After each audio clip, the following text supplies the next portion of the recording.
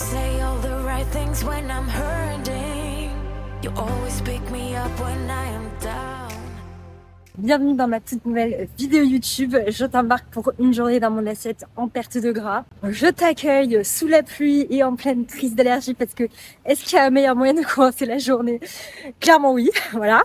Dans cette vidéo, on va parler un petit peu des apports caloriques, de la répartition des macronutriments, comment savoir combien de calories, combien de protéines, combien de lipides manger en fonction de ton objectif. Donc là, je suis réveillée depuis un petit peu plus d'une heure. J'ai pris un petit déj, d'ailleurs je reviendrai dessus et sur les quantités, les calories, etc. juste après. On va aller faire une séance bas du corps parce que le mardi c'est bas du corps focus fessier. En plus ce week-end du coup il y a la course. Je sais pas pourquoi la semaine dernière je vous ai dit il me reste 2-3 semaines d'entraînement et la course pas du tout Alexia. Genre vraiment c'était la dernière semaine d'entraînement et la course est là dimanche donc on va réduire un petit peu le volume sur le bas du corps à la fin de la semaine. Mais là, on part sur une séance plutôt classique avec du thrust, du soulevé de terre, du step-up, du kickback. Et ça va être très sympa. It's like you have a spark that leaves me burning. Yeah, you just have your ways to get me high. Il y a personne. Je suis trop en fait. Et en plus, ils ont acheté une deuxième machine et thrust. Incroyable. When I'm around you, we could break up and then make up. I always come back to you. You move me in a way never thought anyone could. You get me high. You're my drug when I am feeling blue. Yeah, it's all you. 'Cause you're the Retour de la salle, je me suis douchée, je me suis un petit peu préparée. J'avoue que la plupart du temps, je reste clairement en tenue de muscu, je commence à taffer et je me douche que sur ma pause déj ou quoi. Mais ce midi, j'ai 2 appels, un à midi, un à 13h. Donc je me suis préparée en amont. Je vais juste prendre un petit post-workout qui va surtout être une source de protéines. Je vais répondre à une question qu'on me pose souvent, c'est quelle protéine choisir pour quelle utilisation. Moi je considère qu'il y a 3 types de whey.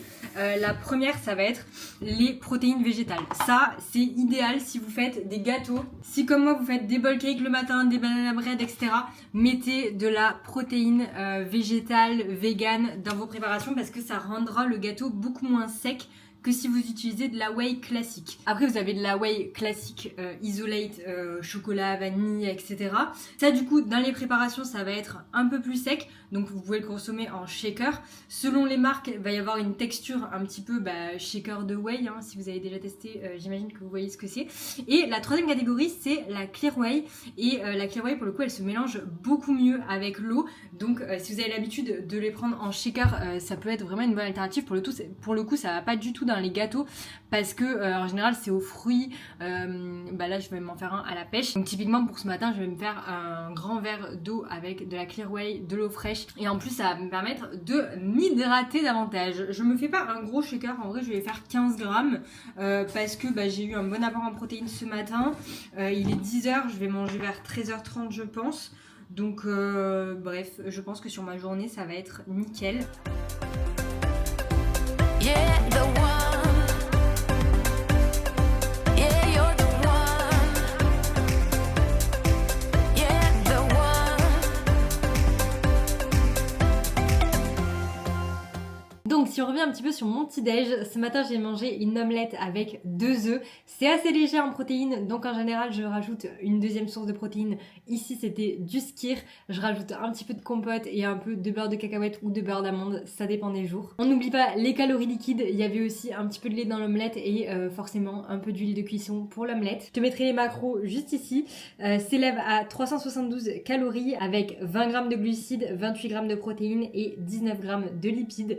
C'est un petit peu léger en glucides comparé aux fois où je me fais mon bowl cake, mais ça change et c'était trop bon. D'ailleurs, il faut que j'ajoute l'apport en protéines que j'ai consommé après ma séance. Si tu me suis depuis un petit moment, et d'ailleurs si c'est pas le cas, je te laisse aller t'abonner. Mais tu sais que je parle pas forcément de calories, je parle surtout de quantité, tout simplement parce que j'ai créé un outil qui ne nécessite pas de suivre précisément ses calories et ses macronutriments. Le but c'est que ça soit un petit peu à mi-chemin entre le plan alimentaire et l'alimentation flexible, c'est-à-dire qu'il y y a beaucoup plus de choix au niveau des aliments que si je te donnais un plan alimentaire. Et pour chacun des aliments que tu vas choisir, je te donne les quantités en fonction de toi, de ton plan et de cet aliment, qui te permet de savoir exactement quelle quantité manger sans te soucier des calories qu'il y a derrière. Selon les besoins des filles et leurs envies, ça va vraiment dépendre de chacune. Il y a la possibilité d'afficher les calories et les macronutriments pour pouvoir suivre au fur et à mesure de la journée et pour pouvoir aussi adapter avec un peu plus de flexibilité, notamment quand on fait beaucoup de recettes, etc. Mais globalement, ce que je vais te dire, c'est que c'est ultra important de suivre les quantités de ce que tu manges. Tout simplement parce qu'on n'a jamais vraiment été éduqué à savoir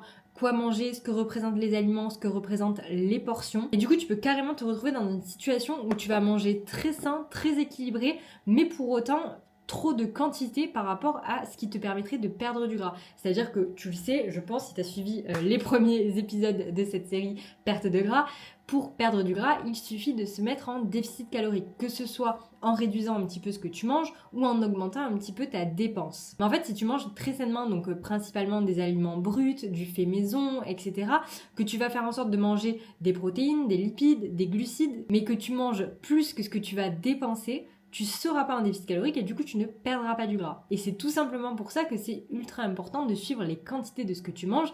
Et je te dis pas de le faire ad vitam aeternam, je te dis juste de le faire pendant quelques mois, histoire de te rendre compte de ce que représentent les aliments, les portions, les quantités, de voir ce qui te correspond, de t'assurer d'être en déficit calorique pour perdre du gras. Et tu vas voir qu'au fur et à mesure, tu vas t'habituer et ça va te permettre de par la suite te débrouiller en autonomie. D'ailleurs, si je te donne un exemple très concret, je peux te mettre une photo de nos deux petits déjeuners. On a exactement les mêmes aliments. On a tous les deux du skyr, de la compote et du beurre d'oléagineux, tout comme le jus d'orange, et pour autant on n'a pas du tout les mêmes quantités, donc ça reste très sain, ça reste équilibré, on a bien des protéines, on a des bons lipides, on a des glucides avec la compote et le jus d'orange, mais pour autant, on n'a pas du tout les mêmes besoins et du coup, pas du tout les mêmes quantités. Bon, et du coup, tu vas me dire, t'es bien sympa, mais comment je sais dans quelle quantité manger, combien de calories, combien de protéines, combien de macronutriments?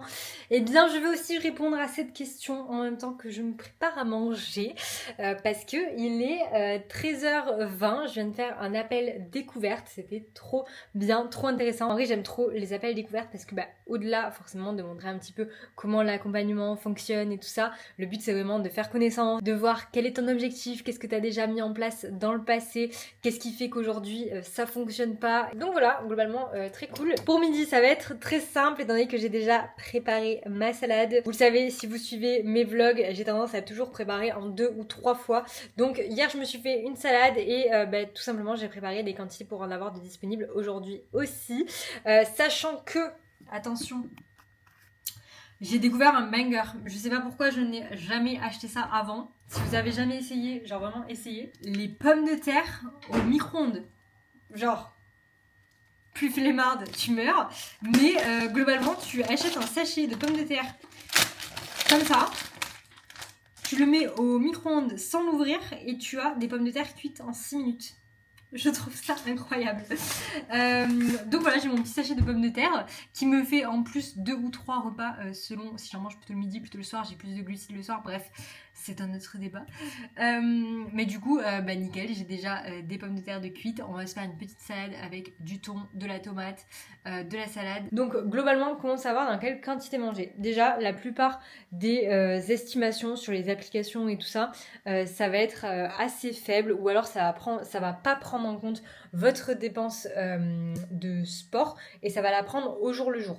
Donc là, pour ça, en vrai, quand vous êtes en perte de gras, il y a 2 façons de fonctionner. La première, vous calculez vos apports et chaque jour, en fonction de la dépense de votre journée, donc vous avez fait une séance de sport, vous pouvez rajouter 300 calories. Vous n'avez pas fait de séance, du coup, vous rajoutez pas de calories. Mais globalement, c'est pas vraiment la méthode que je te recommande. Tout simplement parce que déjà, l'estimation des calories brûlées est pas hyper fiable. Et ensuite, c'est ultra chiant en fait parce que tous les jours tu dois manger des quantités différentes. Ça veut dire que si tu fais pas de sport, tu dois manger beaucoup moins de quantité, sauf que en fait ton corps a aussi besoin d'énergie pour récupérer. Donc voilà, donc ça c'est la première méthode que je te recommande pas forcément. La deuxième, c'est tout simplement de calculer tes apports. Donc en fait, tu vas utiliser une petite formule que tu trouves sur internet qui va te dire théoriquement, en fonction de ton âge, ton poids, ta taille, etc., quel est ton métabolisme de base, donc quels sont les apports que ton corps brûle au repos.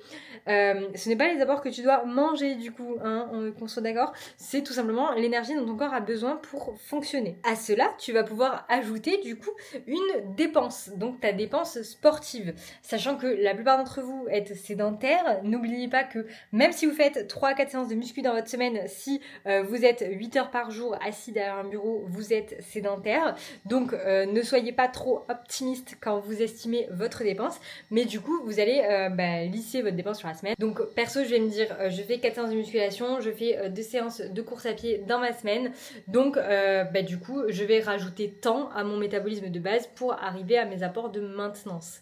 Donc les apports de maintenance, c'est les apports qui, en fait on dirait que je suis à poil avec ce truc, mais en vrai je suis habillée.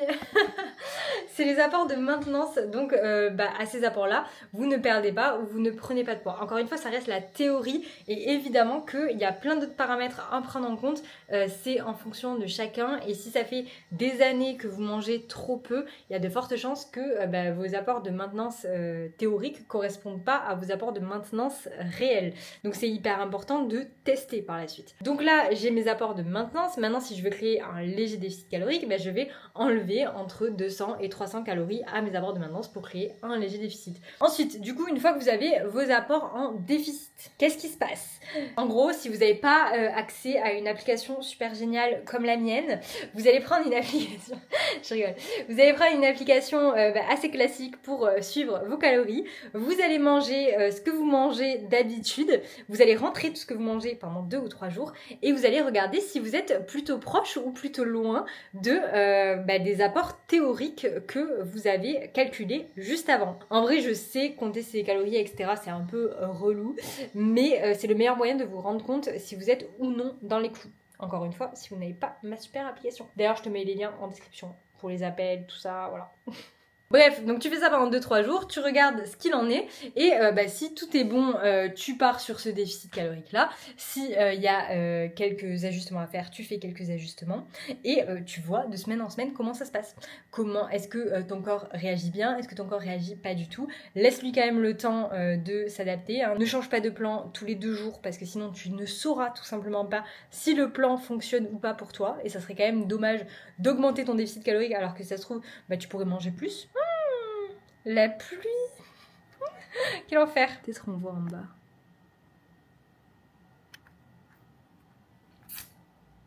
Bref, donc là j'ai parlé de l'apport calorique et je vais quand même aller préparer mon repas en même temps parce qu'en fait j'avais dit que de base je préparais mon repas en même temps que je vous expliquais, mais là je filme, je parle, j'ai la dalle mais je ne vais jamais manger si ça continue. Donc voici mon petit super avec mon thon, ma tomate, la petite salade et betterave, les pommes de terre. On va peser tout ça et on va se faire une petite assiette. Donc une fois que tu as les calories que tu dois manger pour ta perte de gras, là le but ça va être de se dire ok, donc c'est bien de savoir combien je dois manger de calories, mais c'est ultra important que j'ai une bonne répartition de mes macronutriments. Pourquoi? Tout simplement parce que si tu crées un léger déficit, tu vas perdre du poids, et ça c'est sûr, mais si tu crées un déficit et que tu perds du muscle et pas du gras, on n'est pas d'accord. Donc, on va faire en sorte de manger suffisamment de protéines pour conserver notre masse musculaire, donc perdre du gras et pas forcément que du poids, en plus d'avoir un déficit calorique. Donc, comment tu peux faire? En gros, comme je t'ai dit, tu as défini tes apports caloriques. Maintenant que tu as ces calories, tu vas commencer par calculer combien de grammes de protéines tu as besoin par jour. En général, tu peux faire à peu près, on va dire, entre 1,6 et 2,2 grammes par kilo de poids de corps. Tu peux prendre 1,8 pour la plupart des filles, en vrai ça reste 1,8. J'ai quelques filles qui vont faire principalement de l'endurance et pour qui 1,6 ça sera ok, mais globalement tu peux prendre 1,8. Donc par exemple tu pèses 60 kg, tu prends 1,8 fois 60, je saurais pas le faire de tête, donc on va prendre 2 parce que c'est facile. 2 grammes fois 60 ça fait 120 et du coup tu sais que tu dois manger environ 120 grammes de protéines par jour. T'as compris, tu le fais avec 1,8, c'est juste que j'ai pas ma calculette dans ma tête. Ensuite, moi, ce que je te conseille, c'est de pas forcément avoir un chiffre fixe. utilise des fourchettes, ça sera totalement ok. S'il y a des jours où tu manges seulement 110 grammes de protéines et qu'il y a des jours où tu en manges 130, ça va te permettre de pouvoir un peu plus varier et ce qui compte vraiment c'est ta moyenne sur la semaine. Pour les filles qui ont beaucoup de poids à perdre et pour qui du coup ça sera pas forcément ultra représentatif ou en tout cas ça fera beaucoup trop de grammes de protéines le fait de faire 1,8 ou 2 fois le kilo de poids de corps. Là pour le coup vous pouvez faire en sorte de prendre environ 25% de votre journée en termes d'apport calorique. Ensuite, une fois que vous avez calculé vos protéines, du coup là vous pouvez calculer vos lipides. Sachant que la répartition lipides-glucides, en vrai, elle peut être ajustée. Il y a certaines personnes qui vont réagir mieux à plus de lipides, d'autres à plus de glucides. Bref, voilà, c'est un peu plus flexible.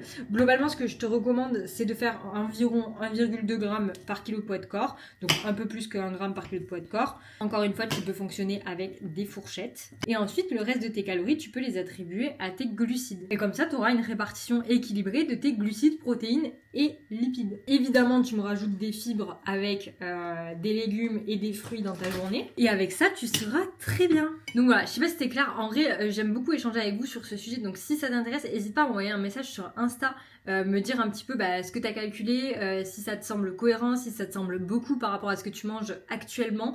En vrai, grave curieuse et avec plaisir pour répondre à toutes tes questions. You touch me in a way that makes me shiver. Sometimes I can't believe that you are mine. Love's gonna be... Mon assiette qui a l'air juste trop bonne. Je vais pas te la montrer parce que je vais la faire toute glisser. Mais en vrai, une petite salade. C'est vrai qu'en ce moment, je mange pas mal de thon. Enfin, pas mal. En vrai, j'en mange peut-être 2 fois par semaine du coup. En général, j'achète une boîte et je la fais en 2 fois comme ça en salade. Mais en vrai, ça reste quand même ultra pratique. C'est vrai que en perte de gras, j'ai tendance à plutôt prendre du thon et... je mange quand même des macros, des sardines et tout, mais j'avoue un peu moins parce qu'il y a forcément plus d'apport en lipides, même si c'est très bon pour la santé. Mais du coup, c'est vrai que j'aime beaucoup les salades de pommes de terre thon, genre vraiment c'est un banger. Et là, vous voyez, on a vraiment une assiette avec beaucoup de volume alimentaire et c'est vraiment ce que je te recommande en perte de gras parce que il faut pas que tu manges moins et que tu aies l'impression d'être frustré. Limite, au contraire, il faut faire en sorte que tu aies vraiment des grosses assiettes visuellement, que tu aies l'impression de manger beaucoup. Et en fait, au-delà du visuel, en fait, quand tu vas les digérer, etc., ça va aussi prendre plus de place dans ton estomac et du coup, tout simplement, tu seras rassasié plus longtemps. Donc voilà, et sur ce, on va manger. Trop bon. À mon repas, du coup, j'ajoute une pomme en dessert. D'habitude, j'ai un chocolat avec le café. Mais ce soir, je fais une recette de crème dessert au chocolat que j'ai testé hier, qui est incroyable, que j'ai filmé pour Insta. Mais du coup, j'avais acheté 2 cottage cheese. Parce que oui, il y a du cottage cheese dedans. C'est une crème au chocolat protéinée. Mais vraiment incroyable. On ne sent pas du tout le cottage cheese. Enfin, moi, je trouve pas. Bref. Donc, je garde mon chocolat de midi pour en avoir 2 ce soir au dessert. Mais j'ai quand même une pomme en plus. Du coup, en termes d'apport sur ma journée, avec mon petit déj, un shaker de protéines et mon déjeuner, on s'élève à 850 calories, à peu près 76 grammes de glucides, 64 grammes de protéines et 29 grammes de lipides, qui n'est pas énorme, mais c'est vrai que j'ai tendance à préférer avoir plus d'apport le soir, puisque si tu suis mes autres vlogs, tu sais que le midi j'ai tendance à manger assez vite, en général, la grande majorité du temps, des salades, des trucs qui sont prêts très rapidement, alors que le soir j'aime bien me poser, cuisiner un petit peu, faire un plat assez cool et en général faire aussi un dessert. J'ai aucune idée encore de ce que je vais faire à manger ce soir, à part pour le dessert, mais voilà pourquoi je suis à 850 calories après mes 2 premiers repas, et sachant que j'ai un goûter également. You're my trigger. You kiss me in a way that gets me high.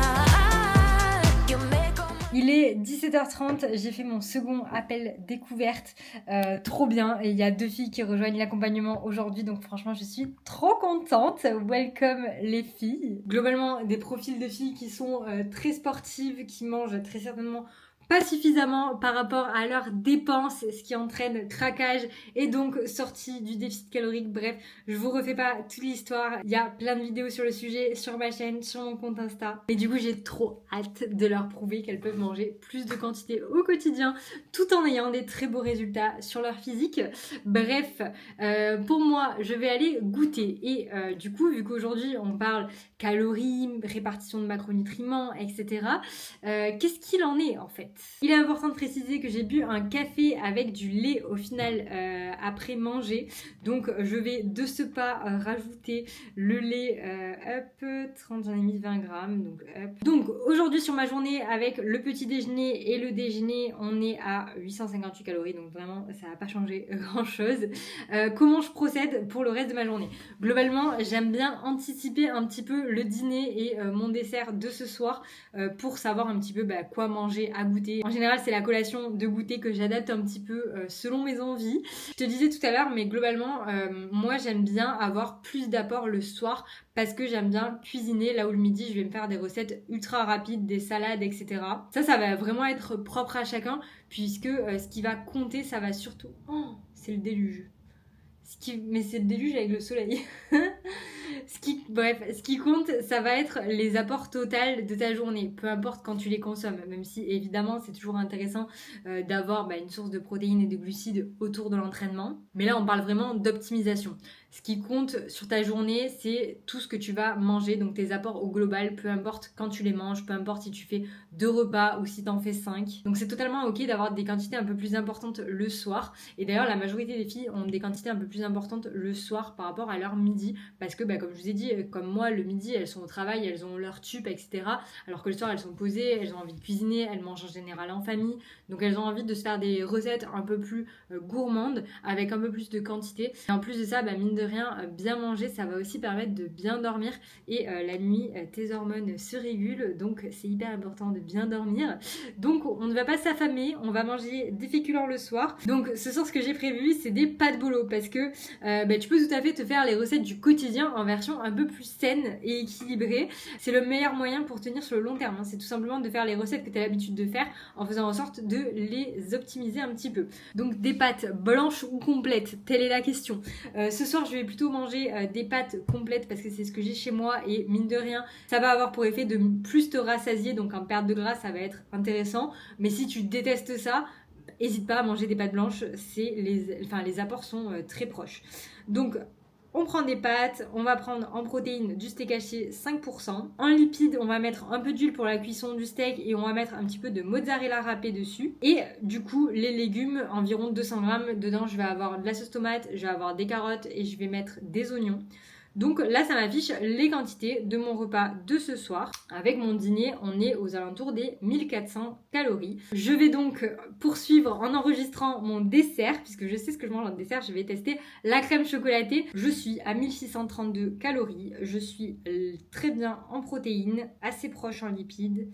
Donc globalement, il me manque des glucides et des lipides. Donc qu'est-ce que je peux me faire avec ceci? Et si on se faisait un petit porridge? C'est pas mal ça.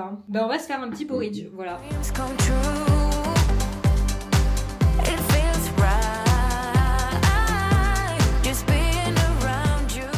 Et voilà, un petit porridge.